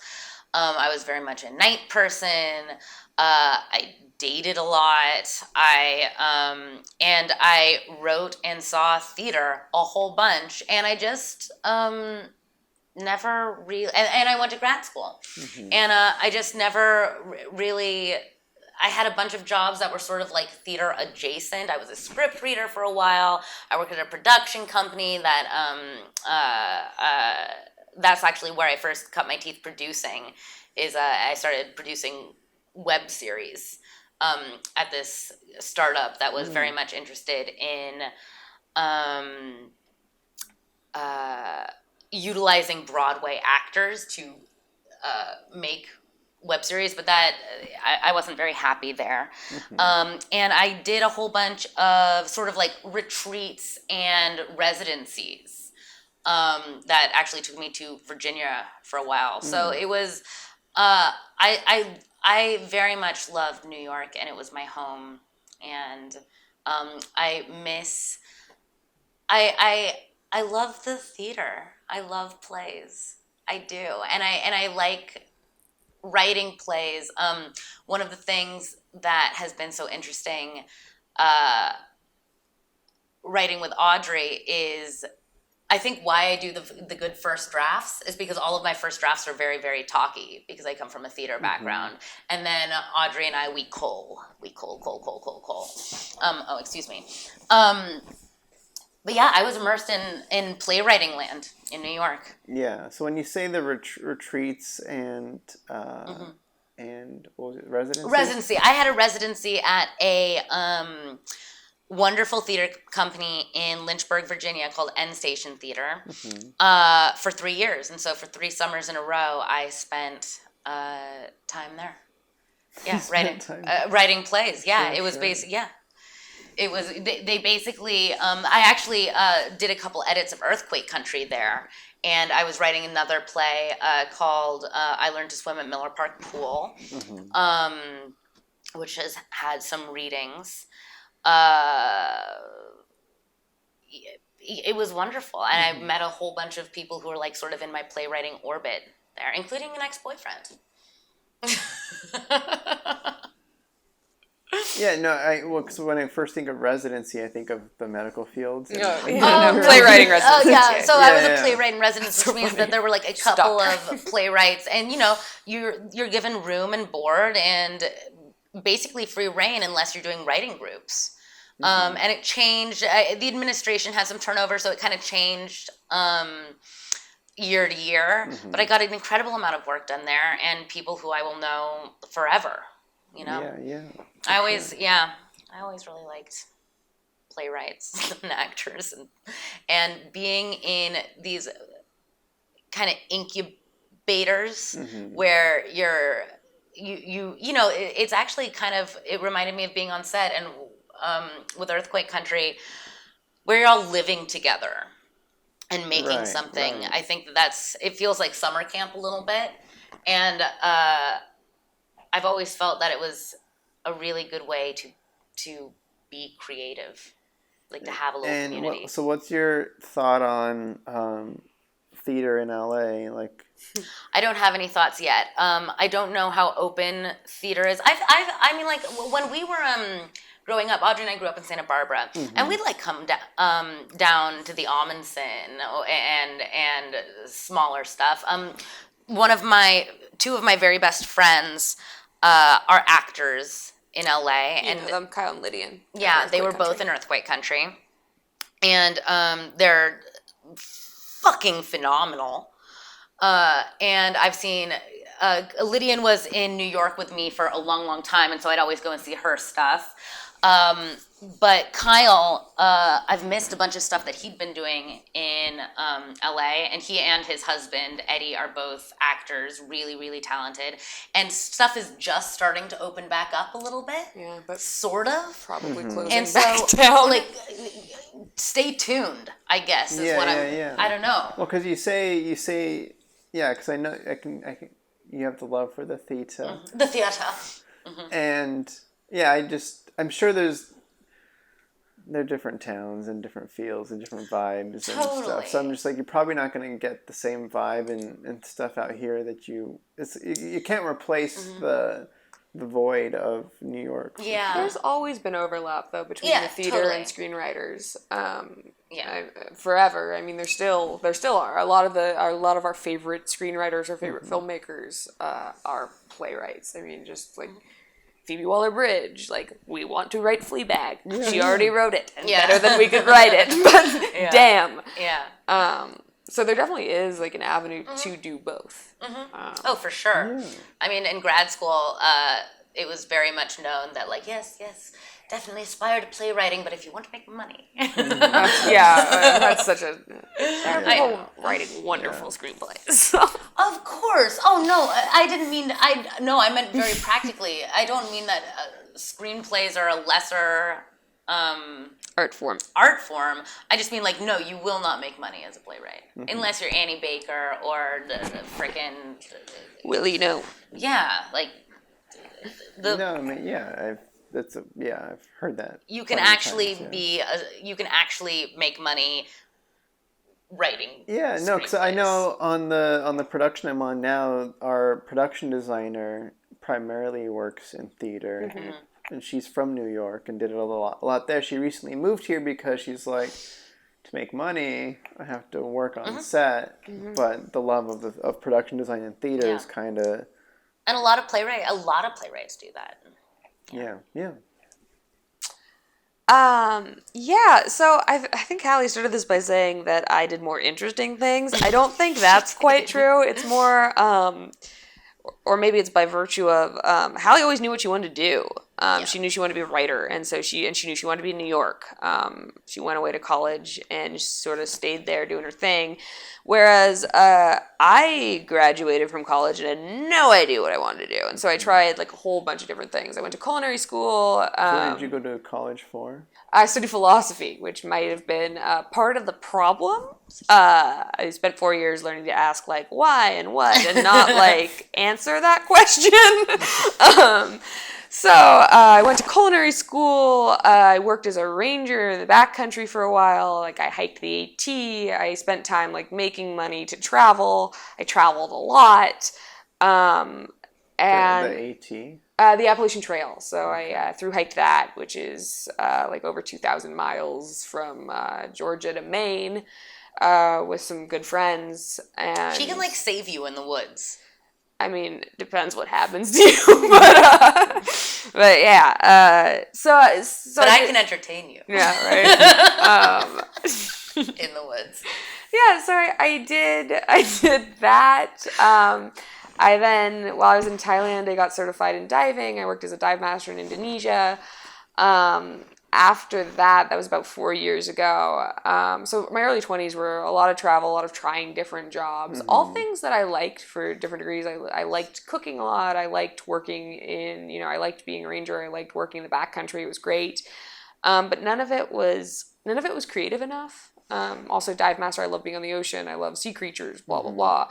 Audrey recently confided in me that the plan after we're rich and famous from writing screenplays. I wanted James Cameron it. Audrey wants to fool James Cameron. She wants to save coral in the ocean. I want to go be on a boat and, sail around and explore the mysteries of the deep, which I know has already been done. Thank you, James Cameron. I'd like to follow up that with a second act. But yeah, so I explored a whole bunch of like loves, but never really found what I wanted to do. After I came back from Indonesia, I got really, really sick, or was hospitalized due to a infection I got while in Indonesia. And after I woke up from that, it was a pretty hard recovery process. I was in the hospital for few weeks, and then after that, I was really weak. I decided that I wanted to try to find something more creative, and something with a little more artistry to it. And so... less poisonous. Yeah, and less poisonous stuff. So I moved to LA, and I started, doing these little projects, blah, blah, blah. And that sort of picks up to where we were before, which, I was doing this, and I wasn't sure what part of filmmaking I wanted to be involved in, because, I think cinematography is really wonderful and interesting. but I realized that storytelling was really what I wanted to do. I think we come by it naturally. Yeah, I think so too, and I think I sort of resisted that for a long time. I wanted to take a different path than my parents, whereas Hallie more embraced it. And ultimately, I think this is what we're supposed to be doing, so whatever that means. Too late to turn back now, that's for fucking sure. Yeah, right? I want to tell you. not. No. Yeah, I know, right? It's not too late. Oh, Eddie, shady. It's supposed to be a positive thought. No, it sounded positive. Yeah, it sounded great. It's like, you guys could be doing something else. So, as you're finding yourself through all the world exploration, how did you determine where you'd be hopping next and what you'd be doing next, or? I mean, I was following very much just what I wanted to see and what I could afford. Like in the moment, or do you have a thought on? Yeah, I did actually. What Audrey as a little kid was always she always loved creatures. I do love creatures. She loves creatures, and like she always had like a fucking frog in her hand or a lizard or something, you know, when she was little. And what I have noticed about her travels is that everywhere she's gone, she has a story attached to some little creature.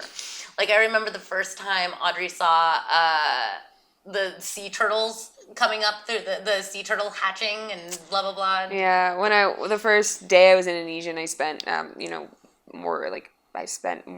better part of a year there.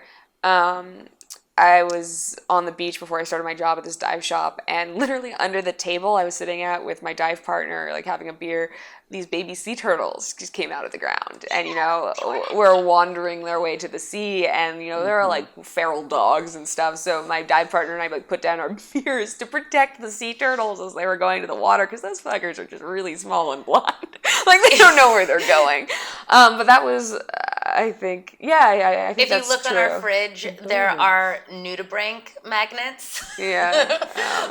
Another creature I like. Audrey, what was it? You thrust your iPhone in front of my face the other day, and she's like, "Have you ever seen a sea frog?" I'm like, "What the fuck?"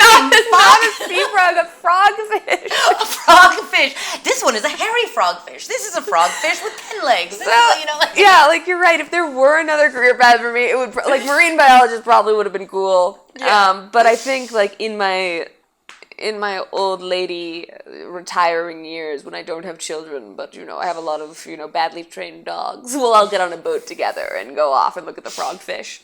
Adorable. Until then, stories about the frogfish. Stay tuned. Yeah.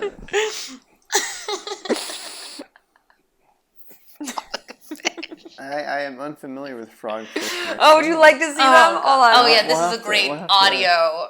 Oh, they're so. If you could just, if there was a video of just frogfish, you can describe it to. So there are two different kinds of frogfish. There are hairy frogfish and regular frogfish.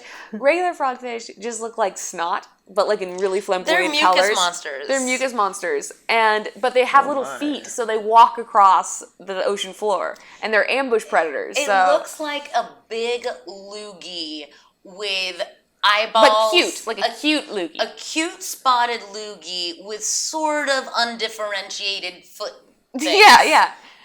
And then there's hairy ones, which are just, they look like a wig what became sentient, which is nice. Yeah. A wig became sentient. Yeah. Mm-hmm. They got like a little flipper, sorta. Yeah, it's very bright too. Orange. Mm-hmm. They're great. They're great creatures. They're cool. Orange. We may have one as a pet one day. Do it. I mean, one thing, I do think that there may be an axolotl pet in our future. I do like axolotls. What's an axolotl? An axolotl. So axolotls are little amphibians, and they live in one lake in Mexico, by Mexico City. And they are endemic to Mexico, but became incredibly endangered because they're amphibians, so all the toxins go through their skin. They were also overfished because they're blah blah blah, and their territory is being encroached upon. But anyway, they're popular like weird pets now. Yeah, people breed them as pets now, and they live in little tanks. And the American version of an axolotl is a mud puppy, pretty much. Those are horrifying. Yeah. Don't look those up. Mud puppy. Okay. Yeah, but what's cute about axolotls is that they've got the cutest little faces that always look like they're smiling. And apparently they're finicky pets. You have to... I don't want one as a pet. I'd like to see one in its majestic natural environment. Did you not hear anything about the James Cameron thing? Copy that. All right, I don't know. I wanted to ask a question, getting back to industry one more time before we... It's more of like a selfish question. I'm very curious about the process of finding the representation. And so there's agents, there's managers. We're talking the literary field, right? As writers. Yes. That's what we're going for. Because literary agents cover the writers and director. Or they're just They writing, can. right? Yeah, they can. I mean, a manager is someone who's basically like along for the ride of your whole career. Well, yeah. You know? I know. I spoke with a manager once, a literary manager, and I liked the idea of it for sure. Where it's like, all right, great, you're going to help me and my writing partner kind of hone in our stuff and make sure it's in proper formatting for the treatments and our lookbooks or whatever the case is with format. I don't know, whatever the industry is looking for in that moment. They're more in the know of how to put it together. We just had an agent describe to us sort of, because that's a question we keep having, because people define managers and agents differently, like every time we talk to someone. And so this agent just said that the manager is more of the dental hygienist. Oh, right. In that they are the person that comes in and, does an assessment before the dentist, the agent comes in. And, cleans things up, takes a look at all your shitty ideas and culls the bad ones and encourages the good ones before you present these really polished products to your agent, who then, tries to sell them. Yeah, because unless it's ready to sell, they're not going to help develop it. Totally. Yeah, definitely. And so I think we definitely need both. That's the idea. What we were doing in New York is literally cold emailing people, which shockingly got some responses, which I know, a couple is very surprising. What was mentioned in the how did you? What we said is we are a sister writing directing team. We have a movie that is coming out. We had a link to our website, and we had a link to the trailer for Earthquake Country. And then the pilot script. And a pilot script, Dead Planet. Yeah. And we said, if you want to if you're interested in seeing any more of our work or would like to connect and take a meeting, we'll bend over backwards to make that happen, but less desperate than that. And we got a few responses, and mostly what the responses was, when your movie is finished, send us the movie. And so kind of our strategy, because I know that even we've talked about this before, Eddie, is that there's so many different ways into the industry. Yeah. The way that Audrey and I have done it, as opposed to a lot of the people like from grad school, the traditional way is to be a writer's assistant. For 5 years. For 5 years.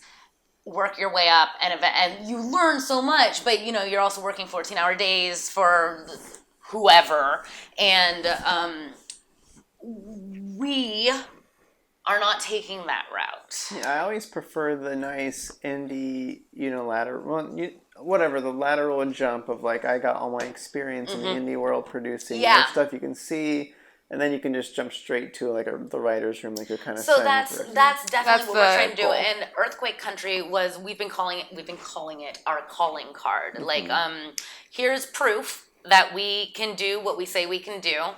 That you can produce. That we can produce, that we can direct, that we're competent. And then here's a whole bunch of writing to bolster that and show you how we've developed too in the last couple of years. And so we did a lot of cold calls. We have been. Otherwise, I think you just have to. Honestly, so, I mean, now that the movie's done, you've been able to. We haven't sent it out yet because we're talking to someone where we're not making any moves before we get a green light from him. Exactly. So we're just sort of in a holding pattern, and we'll see how it goes. Yep. Yeah. Yeah, that's kind of it. That's it. And so we'll see. When you say you're talking to someone, that means we're talking to an agent. You took a meeting and you liked what you heard. Yeah, we would be delighted to be represented by this person. That's very cool. And so and we'll see how it and goes. he very much, I think that he is trying to find a team for us. Yeah, he has been very helpful and very generous, and he's sending out some projects that we've given him. What he thinks is our most compelling work to managers who are kind of more our age, more our vibe. Yeah, which is great. So that's pre-signing with the agent that he's doing this extra legwork to see if there's any interest on the management side. Exactly. So it's like a little full package bow tie deal. Yeah. And we don't know if this guy's going to represent us or not. He's being very, very generous. Very generous at this time. Yeah, so very generous at this time. So we shall see. But I think one of the things he said that sounds very, very true. I trust him completely, actually. With my life. Yeah. Well, definitely with my career. Which is sort of my life. So, shit. Is he said that, until you meet someone who's willing to go to bat for you, who's already in this industry, there's not a ton you can do. I mean, there are exceptions, of course. Like, people do different things, but you need someone who's gonna vouch for you. Yeah. To get the ball rolling, and so that's what we're looking for. Yeah. Very cool. Faces. Okay. Wow. That's. Yeah. Yeah. Let's see how it goes. That's great. I wish I could say more about that. I mean, we cold calling did yield some results. We had one agent not ask for the movie but read our script and just wasn't for him. Yeah. And so I will say that I was really surprised that just emailing agents at big places, you can do that, and if you send enough, they will eventually look at someone will look at your stuff. I mean, their assistants. Yeah. One of the strategy that we used is we got IMDb Pro and we looked at writers that we liked and writer directors that we liked, who the agent managers were that represented them, and that's who we emailed. Yeah. Well, we didn't even email agents; we just emailed managers. We just emailed managers. Who we've been trying to. Which is sort of the advice Hallie got from her professors and advisors, were if you're gonna pursue one first, it makes sense to pursue the manager first. Yeah. That's what everyone said. So they'll help shape you for the exactly. Yeah. Tell us all the stuff that sucks so we don't try to send it to anyone. Exactly. Yeah. Okay, so I guess the only other thing I'd be curious to hear about is all right, so you have the emails out, this agent says, I would love to meet up. I'm curious on what sort of questions or conversations, and when the meeting is had, what that looks like, or if there's anything. Well, one of the we have a whole bunch of questions for him that he has been very generous in answering for us. Really, I think 50 questions that we wrote down, and he answered them all. So and a lot of it is how to present ourselves, what mistakes he often saw made. What else? I mean, how did such as I mean, we had some real questions about what are deal breakers you've had with clients. This guy's been in the industry for a long time. Sure. Just overall in general. Yeah. What could we do to mess this up? What could we do to be excellent clients? What could we do to be attractive to being hired in rooms? What could we do to be attractive in? We did ask the question of should we, which is funny because you just mentioned this with managers, should we be trying to tailor what we're writing to the whims of the market or the zeitgeist of Hollywood? And he was very adamant about, no, just write what you want. Yeah. And if it's good, there'll be a place for it. Yeah, I was surprised by that. Yeah. No way. Yeah, no, of course. That makes sense to me. Yeah. Yeah, no, it definitely makes sense to us too, but I mean, there's so much. You can't predict what people are going to like 2 years from now when your thing gets made. Like, it's not quite how. Yeah. True. Very true. But there is such a political element of Hollywood that, and there are certain things. I mean, even Hallie at grad school with some of the plays she was writing, like, there were some things that, like, even your professors were like, this might not be the political time to write that. Cuntlow? Yeah, for Cuntlow. I wrote a play called Cuntlow. Should we be making the screen version of Cuntlow? The answer is apparently yes. You heard it here first. Yeah, but I think it's funny because the two scripts that this agent said were definitely like the most marketable, the ones that he's sending out to people for us. Are the ones we like the best. Are the ones we like the best, and are the ones, and also the ones that are the weirdest too. And so that was super validating. It was, yeah. So yay. No, it's very cool. It's great that's aligning so far with. Yeah. It's just we don't expect anything to happen really soon. It's just this is what we've signed up for. Yeah. No, it's very exciting. I like it. It is exciting. I like it. Like, I don't know. On that note, I think it's been a grand time. It certainly has. Yeah, thank you for coming over and for asking us these questions. Yes, thanks for having me over. I guess I usually ask for people's socials, for people can follow you, but that's not the case here. The McPhersonsisters.com. Yeah. That's our website. That's our website. Yep, that's our website. Great. Check it out. Check out the website. Check out our Indiegogo campaign for Ghost Town. Is that on the website as well? It actually isn't on our website. We'll put it on our website today. Do it. Yeah.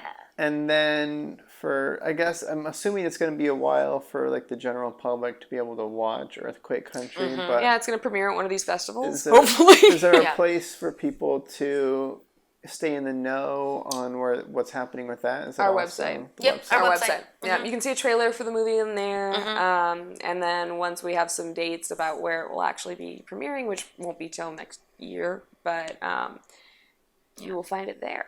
Yep. Beautiful. Yeah. Okay. Great. Thank you. Great. All right. Thanks, Eddie. That's it. Bye-bye.